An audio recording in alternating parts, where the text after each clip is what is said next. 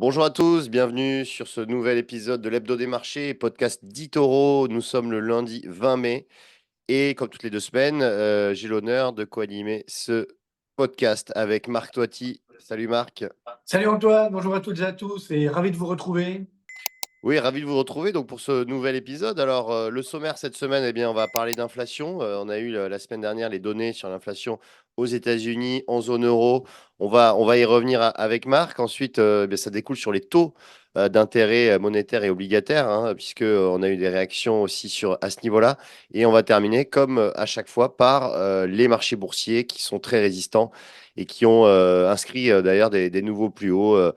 Voilà, donc on va y revenir. Alors pour commencer, Marc, effectivement, l'inflation en zone euro semble se stabiliser, mais c'est un petit peu en trompe-l'œil, d'après toi? Oui, ouais, tout à fait. Mm, C'est-à-dire, en fait, bon, il y a les deux inflations aux États-Unis et mm, effectivement dans la zone euro. Bon, si tu veux, on commence par la zone euro. Alors, mm, effectivement, on a une inflation qui se stabilise autour des 2,4%.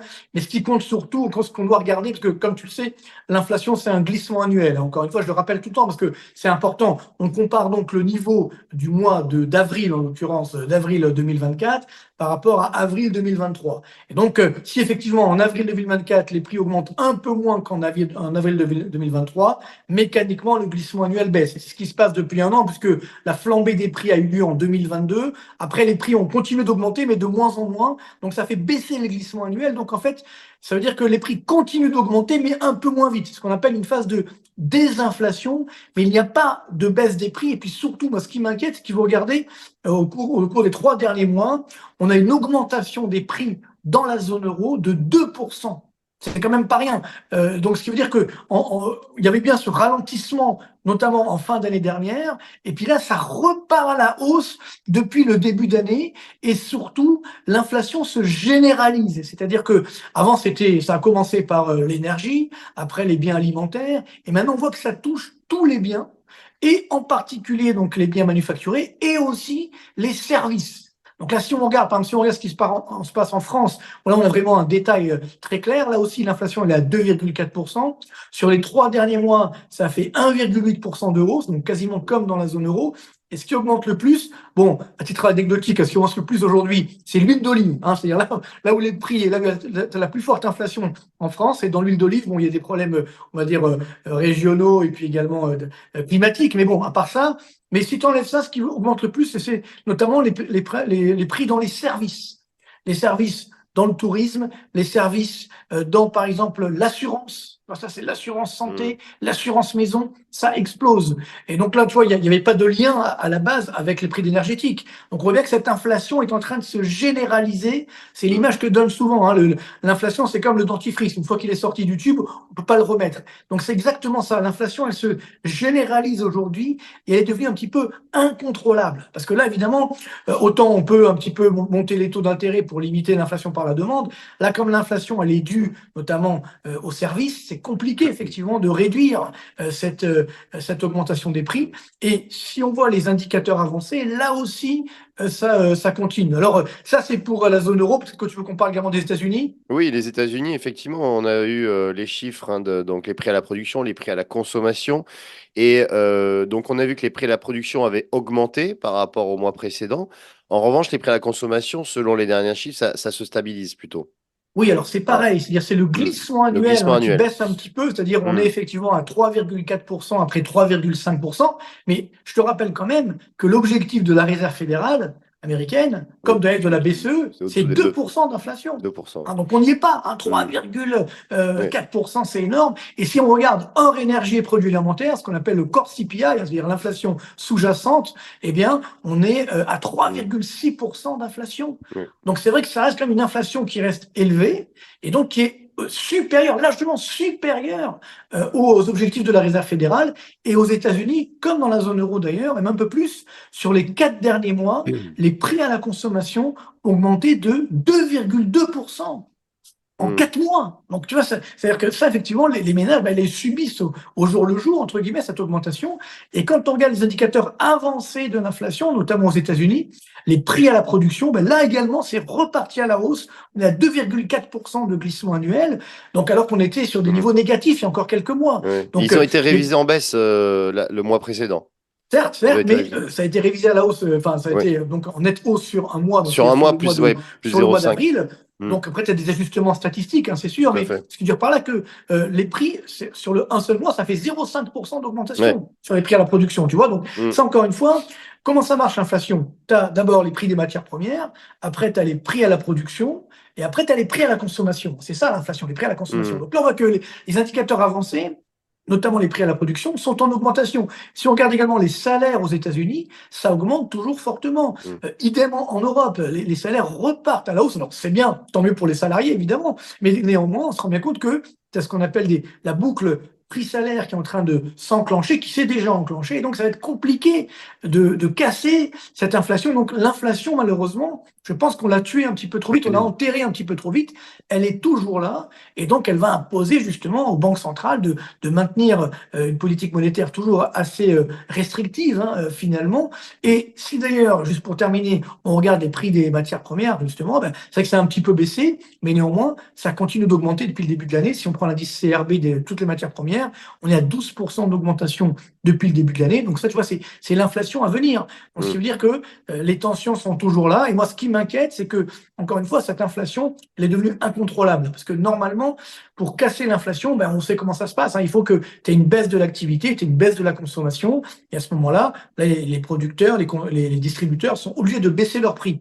Sauf que ça ne s'est pas produit. On a voulu justement maintenir le pouvoir d'achat, ce qui était très bien. Sauf que donc, tu n'as pas eu de baisse je dirais de consommation. Donc, les distributeurs, les commerçants se disent, bon, finalement, je n'ai pas tellement intérêt à baisser mes prix, puisque on achète quand même. Il n'y a qu'à aller voir faire ses courses aujourd'hui dans les magasins en France, dans les grandes surfaces, etc. Sur l'alimentaire, hein. Hmm. L'alimentaire, il augmente encore, si je prends le cas de la France, de quasiment 22% depuis le début 2021. Il n'y a pas eu de baisse des prix. Donc ça, c'est dangereux. Ça veut dire que cette inflation, elle s'est installée. Et donc, bah, il va falloir vivre avec. Et donc, parallèlement, ça va générer une stagnation économique, donc ce qu'on appelle la stagflation. Ça veut dire stagnation économique et inflation qui, malheureusement, va rester élevée. Donc, c'est exactement ce qu'on est en train de vivre aujourd'hui. Tout ça parce qu'il n'y a pas eu de baisse de la consommation. Et donc, finalement, les prix n'ont pas baissé. Alors justement, qui dit inflation aussi dit taux d'intérêt élevé. Et on le voit aussi, donc que ce soit bien sûr en Europe ou aux États-Unis, on a des taux qui restent élevés, hein, sur la moyenne des 20 dernières années, par exemple, on est au plus haut. Est-ce que, selon toi, comment vont évoluer ces taux? Et aussi, sur la prochaine réunion de la BCE, est-ce que, selon toi, on pourrait avoir donc une baisse de taux, puisque c'est quand même anticipé et pricé par le marché? Ben voilà, c'est ça, c'est que la Hmm, Banque Centrale Européenne, elle est prise à son propre piège, parce qu'elle a plus ou moins annoncé une baisse des taux d'intérêt de 25 centimes à peu près pour le 6 juin. Il en a eu la BCE hmm, le 6 juin, donc c'est très bientôt. Le problème, c'est qu'on a les chiffres donc le 31 mai de l'inflation du mois de mai qui vont sortir, la première estimation du mois de mai, et il y a un risque que l'inflation reparte à la hausse. C'est-à-dire, on hmm, peut avoir, là on est à 2,4, selon mes estimations, on serait à 2,5, 2,6. Tu vois? Donc, il y a un petit problème, c'est-à-dire que la BCE baisse les taux d'intérêt alors qu'on a une augmentation de hmm, hmm. l'inflation. Ça Donc, serait c'est très mauvais genre. compliqué d'un point de Hmm, vue, je vais dire, du marketing, bien sûr, mais hmm, surtout de la crédibilité. Parce que hmm, si je baisse mes taux alors que l'inflation repart à la hausse, on dit, ben, la BCE n'est pas du tout crédible, elle ne fait pas son boulot. Et le pire, c'est que donc la réunion de la Fed, c'est le 12 juin. Donc le 12 juin, à mon avis, elle ne fera rien, la Réserve fédérale américaine, elle ne baissera hmm. pas les taux. Donc si la BCE baisse les taux d'intérêt le 6 juin, alors que la Fed ne fera certainement rien le 12 juin, elle a Oui, déjà annoncé, moi oui, c'est plutôt pour c'est fin quasiment juillet, dans le acquis meilleur ça. des cas, et Hmm, encore, plutôt septembre d'ailleurs. Donc à hmm, partir de là, l'euro va repartir à la baisse. Et si l'euro baisse, ça fait augmenter le prix des produits importés, donc ça fait augmenter l'inflation importée. Donc l'inflation globale également augmente. Donc ce qui casse là aussi, je dirais, l'activité économique, surtout ça fait augmenter l'inflation. Donc la crédibilité de la BCE, elle va être encore une fois mise à mal. Donc déjà, elle n'est pas énorme, mais donc c'est tout le problème. Donc hmm, c'est sûr que, en tout cas, le débat va être très tendu. Alors on en saura plus, on en reparlera dans 15 jours, mais c'est vrai hmm. que quand on aura les chiffres de l'inflation du mois de mai, donc on en parlera dans 15 jours, parce qu'on les aura à ce moment-là, donc là, Ouais. ça sera compliqué pour la BCE si effectivement l'inflation repart à la hausse, donc de baisser les taux d'intérêt. Donc, il peut y avoir une surprise. Oui, Et c'est alors là, ça. ça sera, si la BCE ne baisse pas les taux, par contre, Voilà. effectivement, l'euro On augmentera. Ça, c'est sûr augmentera et que les marchés baisseront parce que les marchés ont quand même les marchés pricé. baisseront, bien entendu. On Mais pricait une baisse même de aux taux. Ouais. États-Unis, hein, comme Mm. on le voit bien, la Réserve fédérale, alors bon, il y a des signaux des fois où on dit, bon, bah, comme ça ralentit, parce que c'est vrai qu'on a eu des signaux d'activité économique la semaine dernière aux États-Unis qui ont été assez mauvais quand même, Oui. hein, sur les ventes au détail, sur la production industrielle, sur les permis de On dit. construire, sur la Mm. confiance des ménages, Mm. les indicateurs avancés. Tout ça, ça a baissé fortement. On s'y attendait pas, hein, faut être honnête. Mm. On pensait pas avoir une baisse aussi forte pour le mois de mars et le mois d'avril également. Ça commence à être un petit peu compliqué. Donc, c'est-à-dire qu'il y a bien un ralentissement américain. Donc, la Réserve fédérale, elle pourrait dire, bon, ça ralentit, donc je peux baisser mes taux, mais comme l'inflation reste élevée, même, elle peut aussi repartir à la hausse au Mm. mois d'avril aux États-Unis. Alors, à ce moment-là, c'est la stagflation, donc elle est un petit peu bloquée. Donc, c'est sûr que Mm. les marchés aujourd'hui, ils ont été un peu vite en besogne en se disant, oui, ben, c'est bon, les taux d'intérêt vont baisser. Ben, ils ne baissent pas. Et d'ailleurs, on le voit sur les taux d'intérêt des obligations d'État. Hein, je ne sais pas si tu as regardé, là, ces derniers jours, ça Mm. repart à la Oui, hausse. ça repart On un est petit à peu à la hausse. 4,40 sur le 10 ans américain. On n'est Mm. pas sur les sommets, on était à 4,60 il y a quelques mois, mais Mm. 4,40 c'est quand même pas rien sur le 10 ans américain. On Et on est est à à 3. 0. 3,05 Mm. quasiment sur le taux 10 ans français.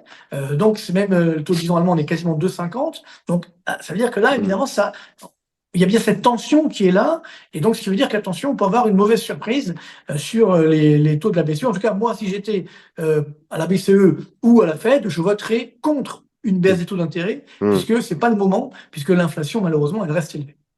Oui, alors justement, quand on a eu ces chiffres d'inflation la semaine dernière aux États-Unis, donc pour l'indice des prix à la consommation, qui était légèrement sous les attentes, les investisseurs ont vu une opportunité pour acheter massivement. D'ailleurs, il y a eu une forte hausse hein, sur les marchés. C'est là où les indices américains ont inscrit de nouveaux sommets historiques.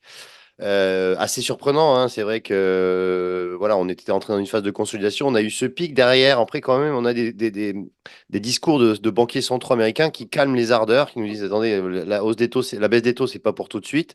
Il n'y aura pas de hausse de taux, en tout cas à court terme. Mais c'est vrai que la baisse des taux, c'est pas pour tout de suite. Donc ça a un petit peu fait baisser les marchés. Mais on voit quand même que bah, le CAC 40 a signé un nouveau plus haut. Alors derrière, ça a rebaissé, mais on a quand même signé un nouveau plus haut historique. Donc on a une confiance, une espèce de complaisance sur les marchés quand même actuellement. Euh, bon, voilà. Maintenant, le mois de mai est historiquement un mois mauvais sur les marchés. On dit le sell in May, go away. Hein, c'est pas pour rien. Donc on a historiquement un mois qui est négatif. On verra comment ça évolue sur la dernière quinzaine de mai, mais pour l'instant, il y a vraiment, c'est plutôt une phase de consolidation, je dirais, sur les marchés qu'une phase de correction. Et voilà. Oui, ça veut bien dire que faire attention aux dictons boursiers, si tu veux, parce que Hmm. finalement, tu vois, vendre en mai peut-être, mais Ouais. globalement, on a quand même touché un sommet, Hmm. parce qu'encore une fois, ça dépend bien entendu des chiffres de l'inflation. Donc là, on voit bien que les investisseurs sont nerveux, parce que l'or aussi a touché un sommet historique, un Oui, ce nouveau matin, oui. sommet. Ce Donc, matin, oui. ça Hmm. montre bien que on a à chaque fois les marchés qui se disent, les investisseurs qui se disent, allez, on va quand même en bourse, mais une petite porte pour la soif, Hmm. je vais quand même également sur Sur l'or. des Donc valeurs on a ces refuges. deux Oui. mouvements parallèles qui sont très bizarres. C'est Hmm. complètement anormal. C'est anormal, Donc là, ouais. on voit bien qu'on a un phénomène très clairement de surliquidité. Hein. Hmm. N'oublions pas que la liquidité, le cash qu'on a injecté sur les marchés pendant la période du coronavirus, hein, la fameuse planche à billets, ce cash, il est toujours là. Parce que Hmm. comme le cash a été investi et les marchés ont boosté, ben ça fait, le cash a fait des petits, comme on dit. Donc effectivement, on a ces liquidités qui sont toujours énormes. Beaucoup d'investisseurs ont énormément de liquidités. C'est vrai qu'ils vont un peu moins sur le private equity, sur les investissements risqués, etc. Mais sur les marchés boursiers, bon, finalement, on se dit, ça reste un bon risque.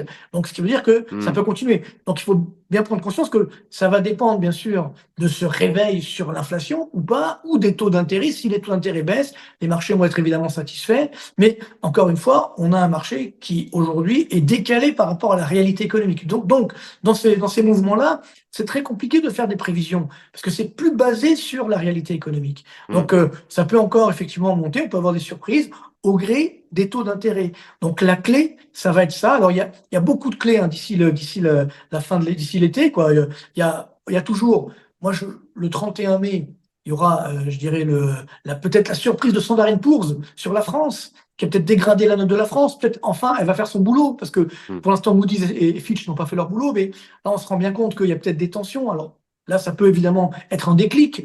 On a également des tensions politiques au sein de la zone euro, au sein de l'Union européenne, entre l'Allemagne, la France, l'Espagne également, les Pays-Bas, donc l'Autriche, même la Belgique. Donc, vous voyez, il y a beaucoup de tensions qui sont la politique qui pourraient mettre un peu le feu aux poudres. Et puis, on a la BCE, évidemment, qui pourrait ne pas baisser les taux d'intérêt. Et ça serait évidemment une mauvaise surprise. Voilà, il y a quand même des signaux qui montrent Hmm. qu'on pourrait prendre ses bénéfices au cours des prochaines semaines sur les marchés boursiers. Mais c'est vrai que jusqu'à présent, moi, je vois pas pourquoi là, ça s'arrêterait, parce que bon, on a vu la semaine dernière, la moindre bonne nouvelle, comme il y a énormément de cash, tac, il y Hmm. a des mouvements très forts hein, sur les marchés boursiers. Hmm. Donc, ce qui veut dire que finalement, on peut profiter de phases de hausse. Donc, ça va rester les montagnes russes, hein, comme on l'a souvent dit d'ailleurs depuis le début de l'année. Hein. Je sais pas si tu te Hmm. souviens, hein, Antoine, Oui, depuis le oui. début de l'année sur nos chroniques Itoro, j'ai arrêté de dire attention, on va avoir une très forte volatilité, voilà, avec des phases de forte hausse. Ensuite, des prises de bénéfices. Donc Hmm. là, voilà, ça pourrait être l'occasion d'avoir des prises de bénéfices pour la fin mai, début juin, mais ensuite, on pourrait repartir sur une phase de hausse. Oui, oui, non, ce qu'on peut ajouter pour terminer, c'est qu'on a terminé les publications de résultats d'entreprise. Là, on a fait les 40 valeurs du CAC 40. On a eu des résultats qui ont été dans l'ensemble satisfaisants quand même, hein, puisqu'on a eu 58% des résultats au-dessus des attentes. Alors ça, c'est un classique aussi, hein, puisque les attentes des analystes sont souvent sous la réalité. Mais à part quelques petites déceptions, on a eu quand même des résultats qui globalement ont été satisfaisants et qui ont rassuré la communauté financière. Et donc c'est pour cela que quand aussi on a voilà, un point bas à 7900 points. On a vu que dès qu'on a touché ce niveau, on est reparti à la hausse, mais dans des volumes aussi qui ont été pas forcément importants. Donc on voit qu'il y a une certaine frilosité aussi quand même des investisseurs. Voilà, donc on, Voilà. on en, on en discutera, mais Marc, c'est très intéressant parce qu'on aura le prochain podcast avant la réunion de la BCE Tout à fait. et Mais on aura les chiffres d'inflation, on donc ça aura les sera chiffres intéressant d'inflation, donc ça sera de intéressant la de, zone euro. de pouvoir commenter cela. Il y a un grand suspense, hein, si vous voulez. Ouais. Ouais, c'est C'est vrai pas que ce que Dallas. c'est ça, c'est ça, c'est que Ceux qui connaissent, parce que bon, c'est pour les plus anciens, on va dire. non, mais c'est vrai que c'est assez rare qu'on ait autant d'incertitudes sur une hausse enfin sur une baisse ou un statu quo Oui, ce qu'on disait tout à l'heure, parce que la BCE, normalement, ça se fait pas. Elle a annoncé cette Elle baisse des annonce. taux, ce qui est très bizarre. Tu vois, Hmm. sachant que les chiffres, voilà, normalement, ils les ont, les chiffres, un petit peu à l'avance, avant nous. Et donc, c'est très bizarre. Encore une fois, il Ouais. y a un problème de crédibilité de la Banque Centrale Européenne. Et puis après, bon, il y a aussi l'enjeu des élections européennes, parce que peut-être que, justement, on voit que, bon, il y a des partis populistes, entre guillemets, un peu partout qui montent en Europe. Donc, la BCE, elle pourrait se dire, bon, bah, allez, tiens, on baisse les taux d'intérêt, ça va rassurer Hmm. les Européens pour voter pour les partis pro-Europe. Mais c'est pas le travail de la BCE, ça, c'est pas son boulot de faire ça, Non, hein, non, tu bien vois. sûr. Hmm. Donc il y a un problème de crédibilité aujourd'hui, hein, comme quand la BCE n'a pas voulu monter les taux d'intérêt en 2022, alors qu'il fallait le faire, mais comme il y avait les élections en France, elle n'a pas voulu s'immiscer dans le débat, les élections présidentielles à l'époque. C'est pas son boulot de faire ça. La BCE aujourd'hui, elle joue avec le feu, elle prend des risques énormes, et à la fin, évidemment, il y aura un retour de bâton. Bon, on l'a vu, comme en 2022, elle a monté les taux d'intérêt dans l'urgence, elle a couru après l'inflation, alors qu'il fallait les monter bien avant. Voilà. C'est ça qui est dangereux, c'est que la BCE, justement, elle est indépendante pour ça, pour ne pas s'occuper de politique, pour regarder uniquement, justement, la maîtrise des prix. Et malheureusement, ben voilà, elle ne fait pas son boulot. Et ça, c'est très dangereux pour la crédibilité de la BCE et la crédibilité de la zone euro. Donc, on prend des risques et c'est quand même dommage. Écoute, ça sera le mot de la fin, Marc. Merci Avec de nous avoir plaisir. suivis et puis on vous dit donc à très bientôt pour un nouvel épisode de l'Hebdo À des très marchés. bientôt. Bye. Salut, bye.